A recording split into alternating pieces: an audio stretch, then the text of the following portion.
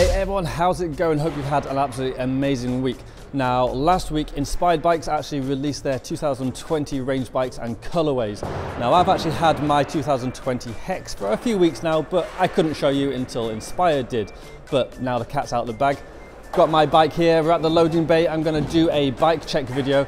Gonna show you what I run and why. Now, my bike obviously isn't the same as the bikes you'll get from Inspired, so if you wanted to build exactly this kind of spec, it is possible. I don't have anything here you can't buy or make, but the frame kit won't be available until next year sometime, but the full Inspired bike, slightly different spec to this, is available now in time for Christmas if you guys wanted to go and get one yourself.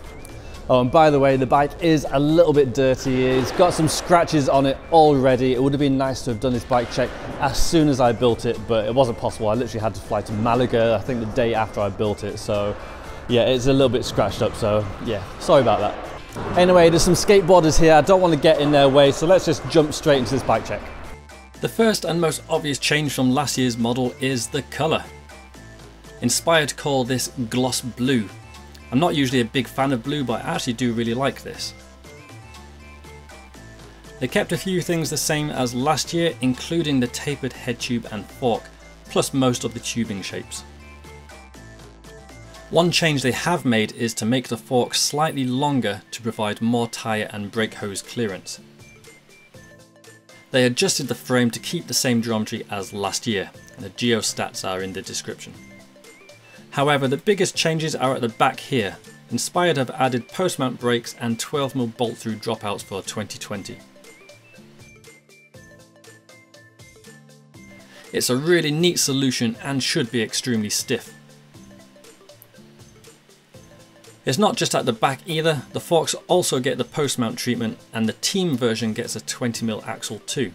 I chose the Pro version with a 15mm axle to suit my hub, which I couldn't get a 20mm axle in time for my trip away. One thing they haven't changed but I think is worth mentioning is the BB yoke. It's a two-piece yoke welded down the middle, making a usually weak area of the frame extremely strong and still lightweight. Very smart. The Hex is Inspired's only 26-inch wheeled bike. I prefer the bigger wheels for pure trials moves. But they're also good for someone used to a mountain bike. It'll feel more natural and easier to get used to. I'm using Light Bicycle Recon carbon rims in the 38mm width. They're 420 grams and have proven to be strong, stiff and reliable. I haven't destroyed a wheel despite my best efforts. I've also used the lighter 360 gram 30mm rims with no issues, but I prefer the extra width to help reduce tyre fold when landing sideways. I like to use alloy nipples to save weight, but I also think they can build a tighter wheel too. Brass nipples are tougher than alloy for sure, but every spoken nipple has imperfections.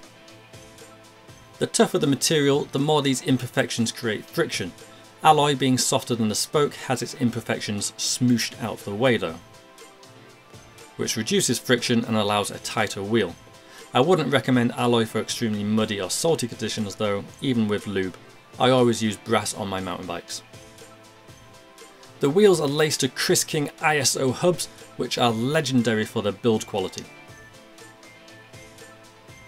The rear is single speed specific and actually has fewer engagements than most hubs used for trials at 72 points. But what it lacks in engagement points, it makes up for in strength and reliability, yet still remains extremely lightweight. Chris King used their own engagement system which is capable of resisting extremely high torque. Once the hub engages, you'll break the shell before the ratchet goes, ideal for resisting the high torques created when riding trials.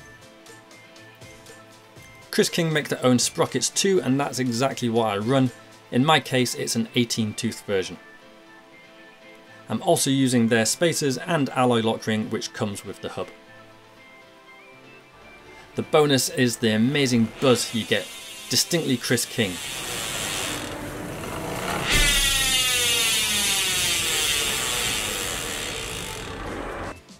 I was previously using Schwalbe tabletops with tan walls, but I didn't think they suited this colourway. There were also a bit of a baggy fit on my rims and blew off when tubeless, which is why I've dried sealant on a few of my old parts. I'm now trying Max's Holy Rollers. They're a tighter fit and I haven't had any issues setting them up tubeless. They seem like a softer compound and therefore a bit grippier, but at the cost of being a bit slower rolling and faster wearing. Hidden inside my tyres are the rim-packed tubeless inserts. Inserts are great at preventing rim damage, punctures in general, as well as helping inflate tyres as they push the beads toward the outside of the rim. Rim packs supply their own valves. Normal ones can make deflating tyres hard if the inserts are resting against it. I've tested a few inserts as well as make my own, and I found the rim packs to be the best compromise between weight, costs and protection.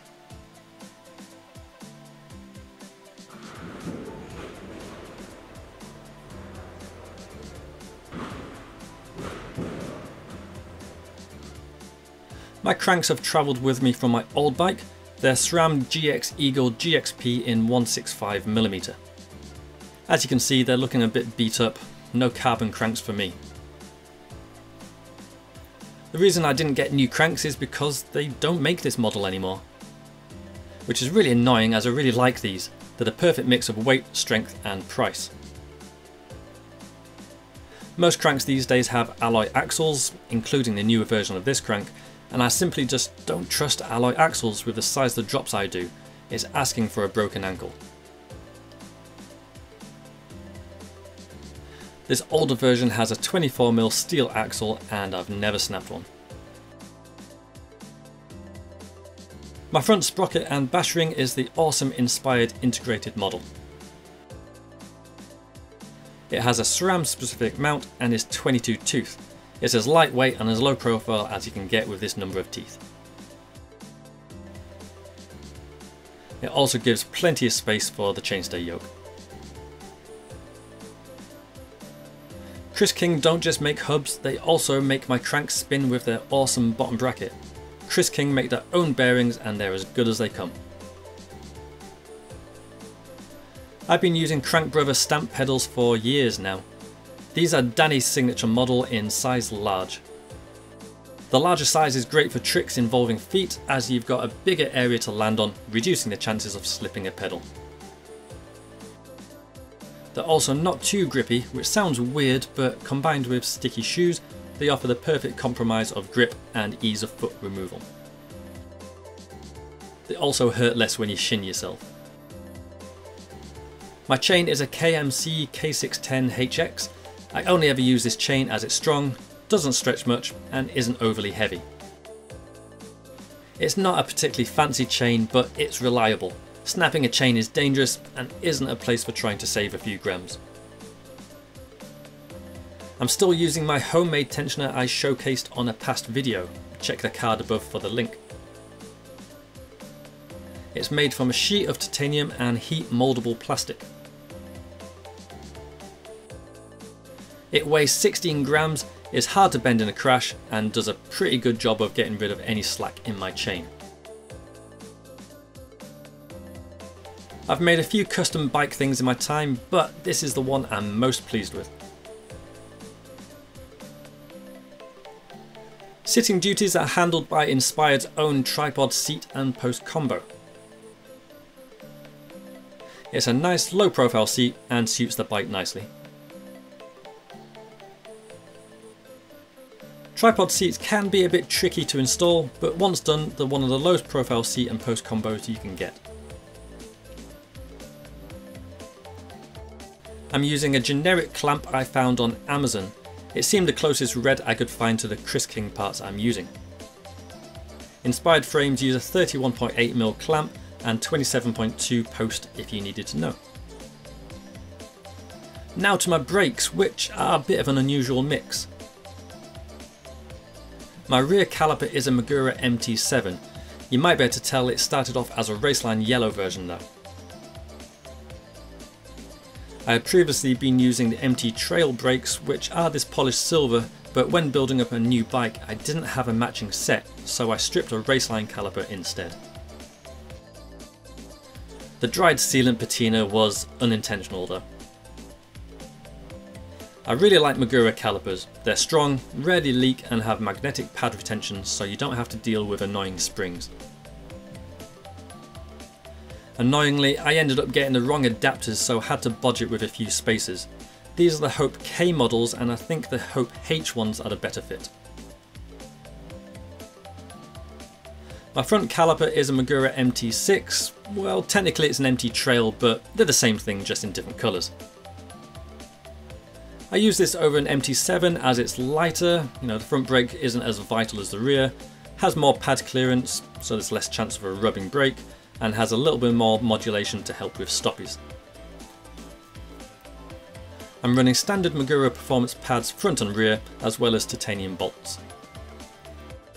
Mixing it up a bit, I'm running Shimano XT floating 203mm rotors front and rear. I'm a fan of these rotors and I've used them in the past with good results. The braking surface doesn't resonate that much, resulting in smoother, quieter braking. And the alloy spider makes it stiffer side to side, resulting in less rattling between the pads, as well as generally making them harder to bend. The levers I'm using is where it gets a bit experimental. I'm actually using Shimano Saint levers with my Magura calipers, Shiguras if you will. There's a few reasons why I've done this. I tend to get wobbly blades with Magura levers, or just break them in crashes. Shimano levers also have their servo wave system, which helps provide more modulation. But regardless of the brake, I always add a bit of Suguru to the end of the blade. Suguru is a moldable rubber glue and acts as a bumper so the lever doesn't cut my finger in extreme cases. Usually landing big drops or high back wheels where my hand twists around the grip. Another trick I do is to wrap a bit of tape around my front brake hose so the shroud nut stays up by the top of the hose when routing my brake through the fork steerer. I'll keep you updated on the levers. They seem to get a lot of people talking, but so far they've been great. I change my grips almost as often as I change my socks, but at the moment I'm using the Ergon GD1 Slim grips. I like how they taper thinner towards the stem, giving a slim grip feel, but retain some of the thickness on the outside to help cushioning. I just wish the rubber compound was a little bit softer. I'm using the tried and tested Inspired Arcade bars. They have 4 degrees upsweep, 9 backsweep and roughly 70mm rise, which equates to 101mm total rise from tip to tip. I run my bars roughly in line with my head tube to give a neutral feel between both wheels. I've used these bars for years and never bent a set. My current stem is a Ritchey Comp Axis 3D in 100mm by 30 degrees. It's a little longer than I usually run, but I wanted to see if the extra length added a bit more leverage and ability to do bigger moves. I've not noticed a huge difference so far. I run 15mm spacer under my stem and a couple of small ones above in case I want to lift the front end slightly. And of course there's a Chris King headset because why not? Now for the small elephant in the room. What is this? Well, riding in Malaga, I rode over some glass and got a hole that was just too big for the sealant to plug up. So I went to a shop and bought this Blackburn Plugger tubeless tyre puncture repair kit. It comes with some sticky rubber plugs that you force through the hole in the tyre. It plugs the hole and either seals it itself or allows the sealant to seal around it.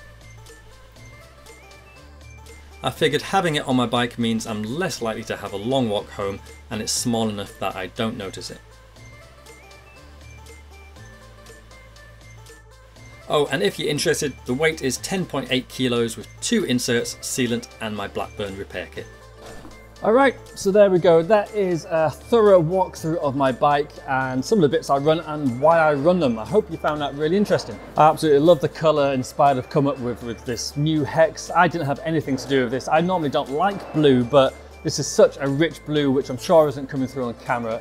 In person, it's just absolutely beautiful. And I think the red accents from Chris King and the spoke nipples really make it pop.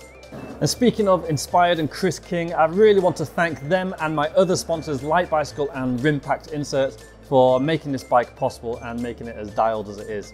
Like I mentioned, this bike isn't the same bike you're going to get from Inspired, but next year the frame kits will hopefully be available and you will be able to build a bike up identically to this. The only things you'll need to do, which are slightly different, not off the shelf, are the tensioner if you wanted to make your own tensioner, and the modification to the brakes like I've done.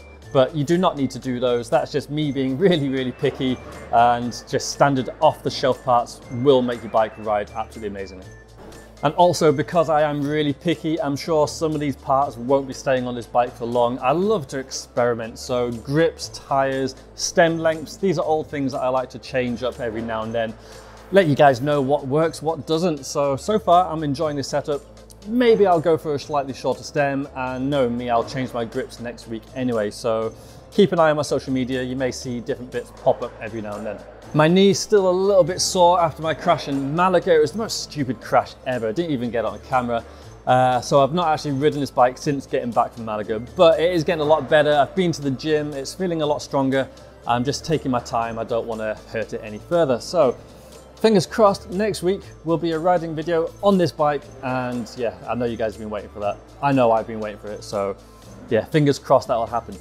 And one last thing before I go, it's coming up to Christmas. I've got some new merch coming up on the site. I'm gonna have some kids sizes. I'll let you guys know on Instagram ASAP. So if you wanna get stuff in time for Christmas, keep an eye out, adiclarkson.com, and you'll be able to get some smaller sizes and some new stuff on there pretty soon.